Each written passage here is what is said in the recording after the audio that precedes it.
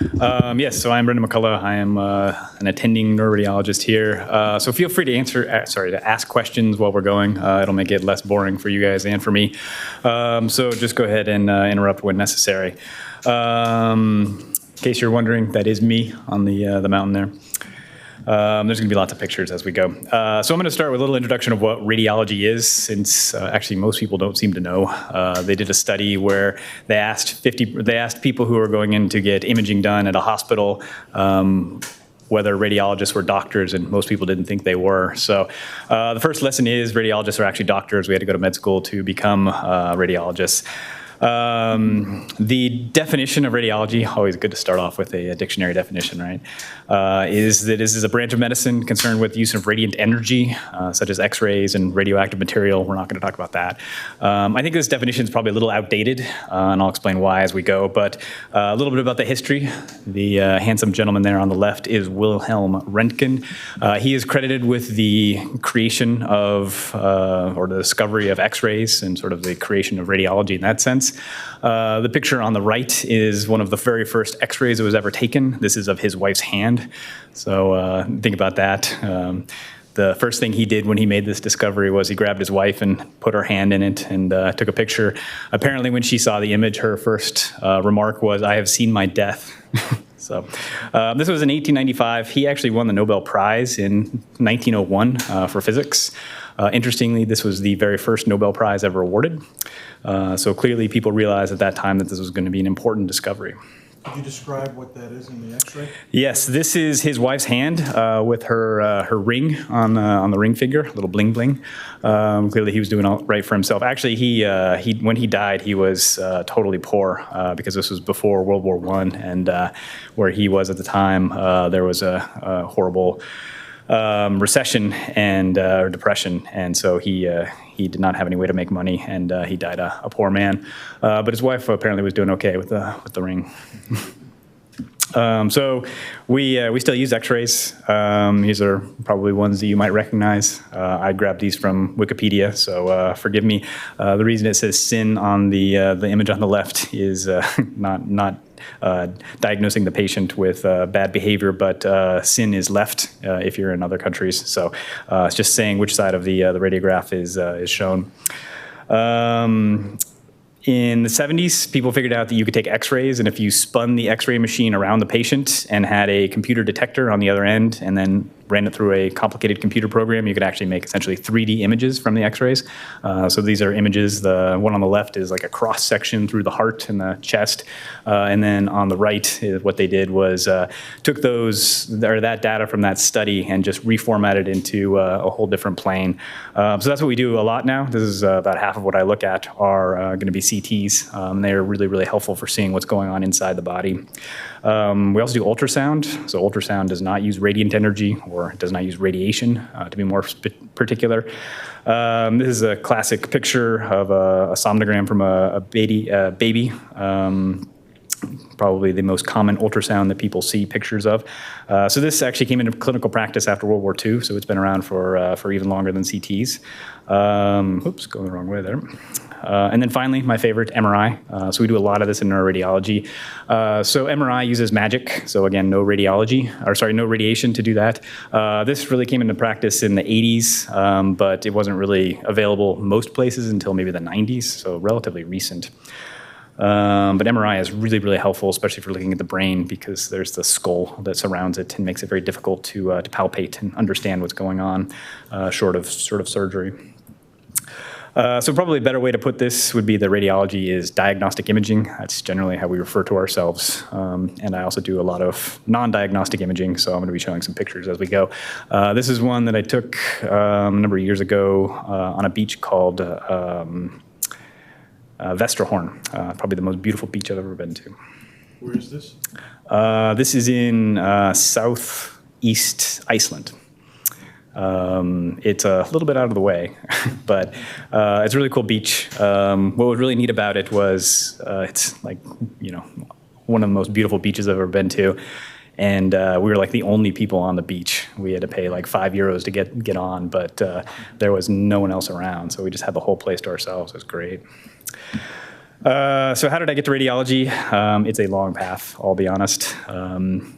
This is a picture actually I took last week. That is my daughter. She is not happy with me at the moment. We wanted to do this hike. They went to a viewpoint. This is in it's in the southern tip of the Lofoten Islands in Norway, so it's kind of northwest Norway.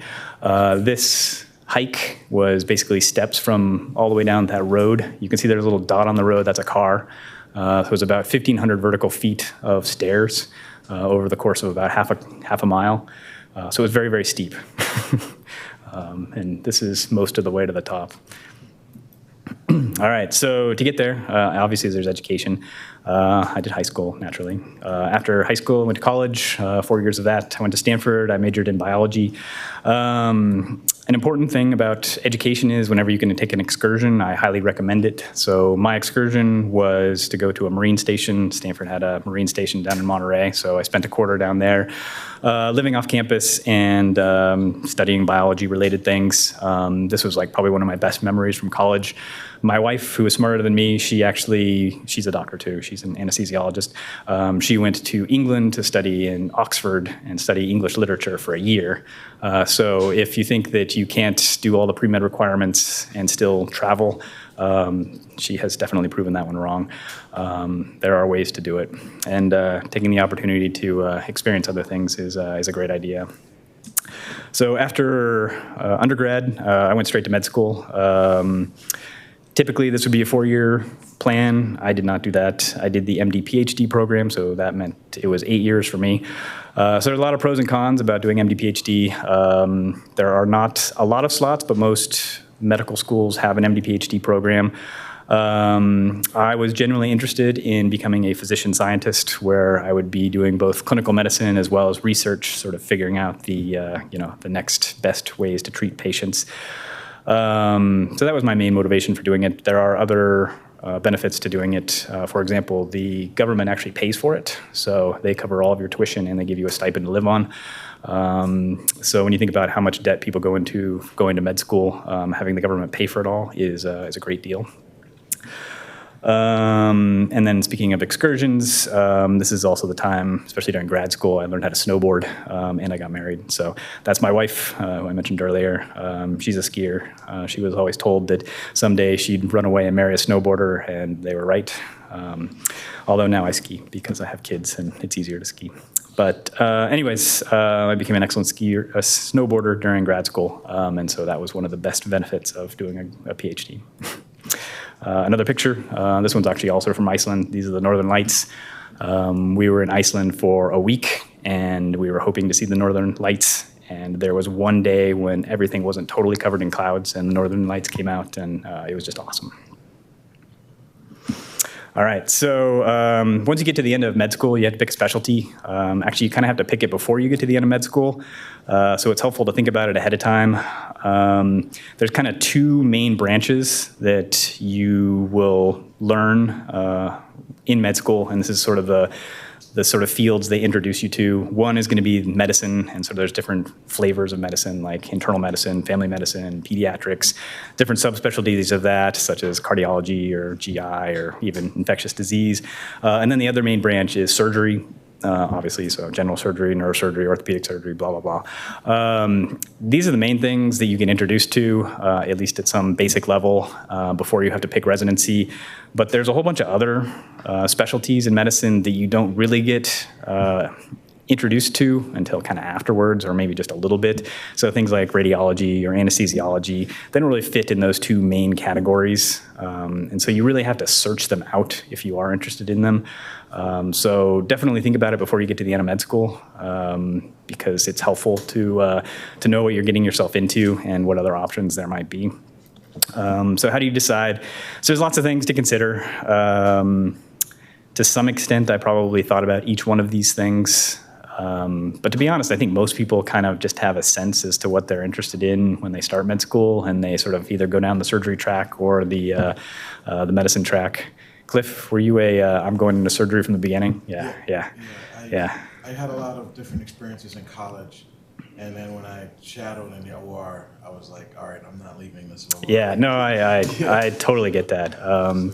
To be honest, when I was in high school, I didn't even realize there was a difference between medicine and surgery. I just kind of thought all doctors were surgeons, and that's what we sort of imagine, and so that's sort of how I saw myself. And even up until I was almost about to graduate from med school, I was thinking that I would go into to surgery. But then I learned about radiology, and I gave that a consideration. So there was I have two anecdotes as to why radiology was, I guess, what I ultimately went into. One is sort of in jest, but sort of true. A friend of mine had told me that there was a job offered for a radiologist where it was, let's see if I get this right, $800,000 a year salary and 26 weeks of vacation. And after 2 years, then you make partner, and then your salary goes up to $1 million a year and 26 weeks of vacation. So I thought I could do that. That sounded like a good deal to me. I do not have that job. I have not seen that job. So maybe it was all made up, or maybe it was just in some horrible place where you never want to live, and that was the reason why it was being willing to pay so much. But the better reason for why I chose radiology is sort of related to these pictures. So these are CT images of someone who has pulmonary hypertension. So in pulmonary hypertension, the arteries that go to the lungs get all dilated because they're fighting all this force of the lungs. And so in this person, let's see if I can show you here. This is actually the pulmonary artery. Oops, jumping ahead there. It's like as big as the heart. It should not be nearly as big as this. So this person has pulmonary hypertension.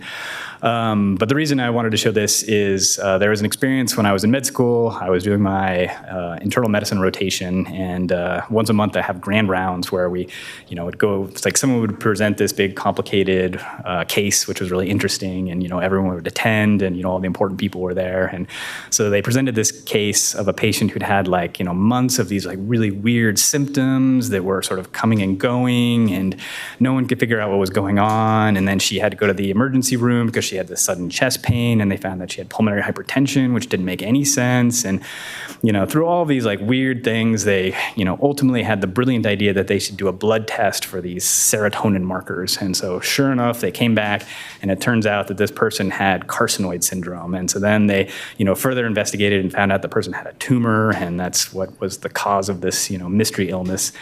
And so at the end, everyone applauded and was impressed. And someone asked, so what made you think to test for the serotonin markers when, you had this patient? And the person presenting is like, well, actually, when the patient showed up in the ER, we got a chest CT because she had chest pain. And the radiologist who read the report said that the pulmonary artery is enlarged, so that means there's pulmonary hypertension, and I can see there are tumors in the liver, so those are probably carcinoid metastases that have caused the serotonin secretion to cause the pulmonary hypertension, which is a classic finding of people with metastatic carcinoid tumor. So there's probably a carcinoid tumor in the small bowel, and so they ultimately found the small bowel carcinoid tumor. But I just thought it was amazing how this entire story of this clinical workup and how confusing it was solved based on one CT when the patient first presented. So I thought that's what I should be doing, because that sounds like it'd be the most fun. All right, another picture. It's the same beach we showed earlier, but that's my son. So once you decide on a profession or a specialty, for radiology, the way it works is you start doing residency. The first year of residency is your internship. So for radiology, you don't actually do any radiology for that first year. Most people do medicine. I did surgery. Did it actually here at Swedish, mainly at First Hill.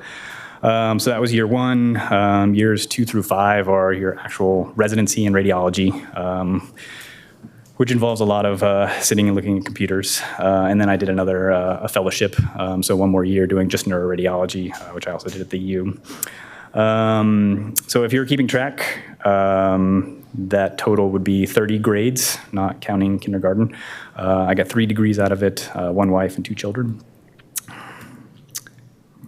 So I guess the question now is, why radiology? So I'm going to talk about sort of my life and sort of how my career works and the work-life balance. But sort of first and foremost, What I really like about radiology is this is how I see medicine, where you have a patient that comes in that has, multiple different signs or symptoms, high heart rate or fever or, pain, different things. And then the goal is to figure out what the diagnosis is, so then you can do some sort of treatment that will actually help the patient. So radiology fits right there at that bottleneck of figuring out what the diagnosis is. Now, obviously, not every patient needs radiology to figure out what's going on. If someone came in because they took a tumble and scratched their face, we know what the diagnosis is. But so many people now who come into the hospital need to go through radiology to sort of figure out what the problem is. We may be able to figure out that the problem's in their head, but the question is this a stroke? Is this a tumor? Is this an infection?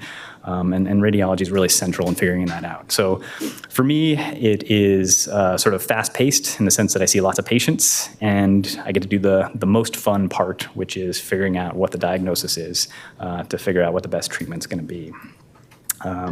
So my job, on a typical day, I am looking at cases of 40 to 100 different patients.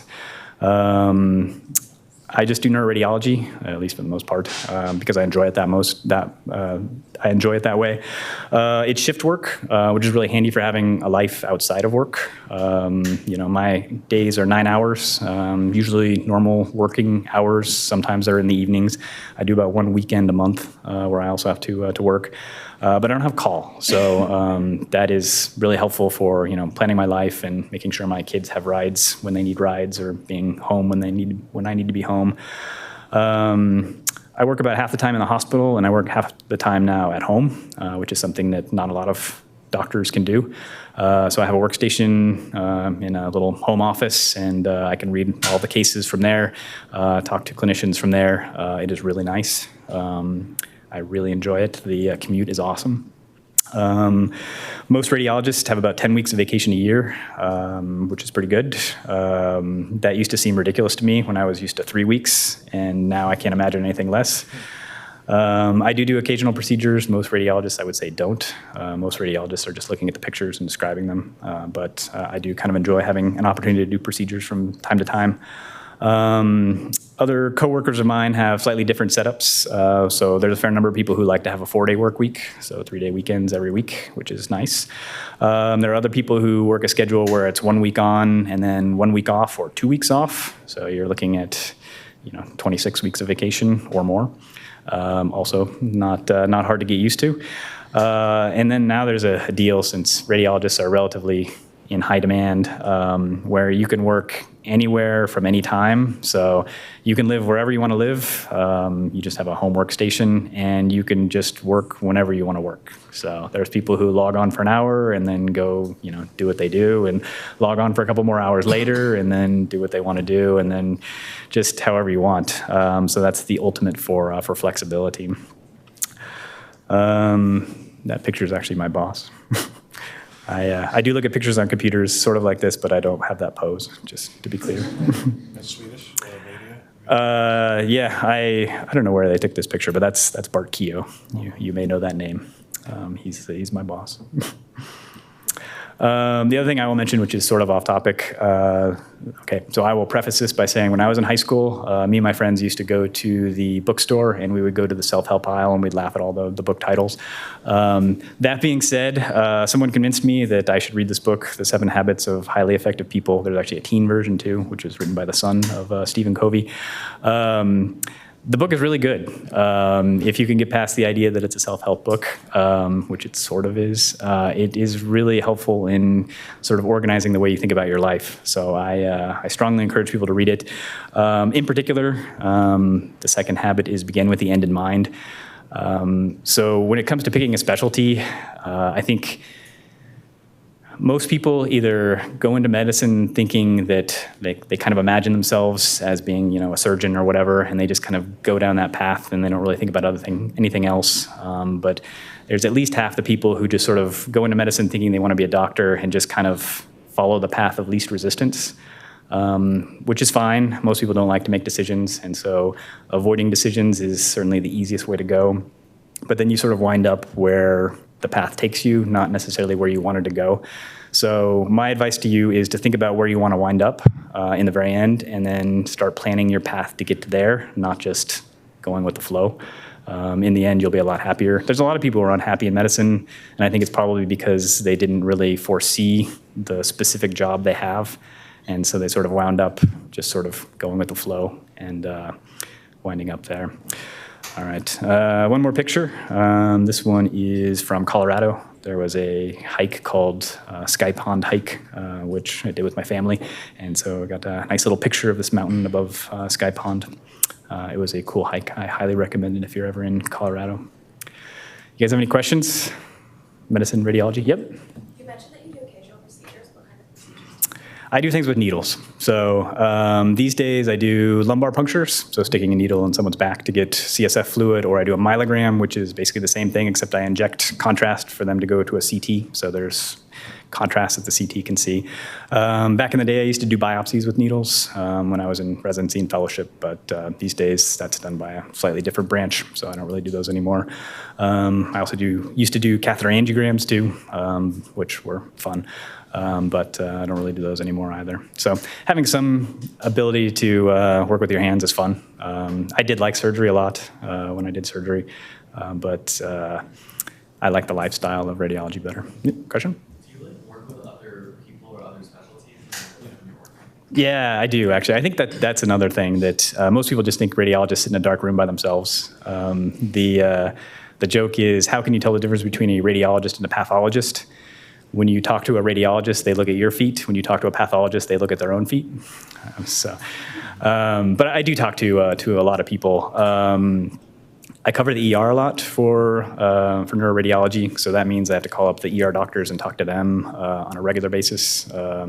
On a typical day when I'm not working here, I probably talk to an ER doc, I don't know, maybe 20 times about different patients. And I also have a lot of friends who I work with. We usually work in different places, so they work in their homes or they work in their different hospitals, but we're all connected by phones, so we all chat, and it ends up being a pretty social experience. Yeah, there's a lot of people, I'll be honest, there are a fair number of radiologists who are not the most social people, but there are plenty that are. Mm-hmm. Yep. Do you find that most radiologists end up doing a subspecialty fellowship, or do you find it's really more on the rare end? These days, I think more people do a fellowship. It's certainly not required, but I feel like most people do. There are some specialties now where you're kind of required to do it. So if you wanted to do peds, you kind of have to do a year of peds specific. If you wanted to do like breast imaging, that would be a special thing. Neuro is kind of in that sense, to work at Cherry Hill, everybody has to have a neuro fellowship under their belt. It does help. It's only one more year. It's useful. So I think most people do. Hmm? And then I had one other question kind of about, with radiology, do you kind of miss having a little bit of that longer term contact with the patient after, after the scans and the diagnostics? Is that something that you kind of get to follow along, or is it really more like see them, diagnose, and my job, for the most part, is what you described, the latter, that you see, diagnose, and move on. That being said, there's a lot of patients who come back and get lots of imaging, so I kind of feel like I have the continuity of care because I see their images, every other day or every week or so. So there is that extent to it. I do like working with patients, but it's a trade-off. So the problem with working with patients, and Cliff, feel free to correct me here, is it can be really tedious, and some patients are really difficult. Now, there's so many patients that are just like awesome to work with, and you totally empathize with them. But then there's some patients that are just like mean and nasty, even though you're trying to help them, and that's not very satisfying.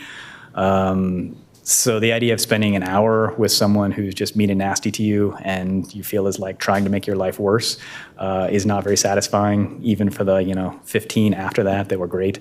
So not having to deal with that, it's a trade-off, but it does make my life a little easier. So I don't mind the trade-off. But again, I do procedures, so I have to work with patients from time to time. So it's not like I'm totally separated from it, but yeah. Yeah, Becca? Is it common or necessary for radiologists to do the work on the side, or is that just your personal preference? To do what work on the side? needlework? That's just my preference. Yeah, most people don't. Yeah. Yeah, actually, so when I did my training, you would do a residency in radiology, and then you could do a fellowship in interventional radiology, which is all about sticking needles in people. Now those are actually separate residencies altogether. So you have to decide from the beginning if you want to be on the intervention side versus the diagnostic side. When I trained, it was more overlapping, so I had more experience with interventional radiology. Actually, I enjoyed interventional radiology a lot. I really wanted to do that, but I didn't think it was a good lifestyle choice. Yep. Where do you see the future of radiology going? That's a good question. I was wondering if anyone was going to ask me about AI, because there are plenty of people who will tell you that you're lucky to have a job because AI is going to take over your job any day now. I'm not worried about that. Right now, we have AI in multiple different aspects, especially in neuroradiology, and it sucks. It's terrible. It's like self-driving cars. I guess there are examples in San Francisco where they sort of work, but there's plenty of Teslas that have killed people. So I'm not really worried about that. When you have the richest man in the world spending all of his money and effort into making self-driving cars and they still suck, there's not that much interest in radiology to take over. Someday it will be that way. I saw Star Wars, there were robots who delivered babies. So, clearly that's coming. But that's going to affect everybody as well. I see the future being kind of like AI helping the radiologist, being sort of like, hey, watch out for this. And I think that will be a good thing, especially right now since there's kind of a need for radiologists, not enough to go around. So having ways that kind of make us more efficient is a good thing. But since the AI devices that are available right now are so prone to making mistakes, either undercalling things or overcalling things, people are going to want to have a radiologist to be there. And the other thing is the companies that make the AI diagnostics, they don't want to be entirely responsible for the patient because then they would get sued if ever there was a miss. So they want to have a radiologist sort of insulating them and say like, well, we were just helping the radiologist. So for that reason, I don't think radiologists are going to go away. There was another concern that, if we can just send images to anyone sitting, in a reading room, why aren't we just sending them to, India or to someplace where radiologists are cheaper? And so for a while that was a concern, but they made it such that you can't do that. So we can't work outside the country and read cases in this country.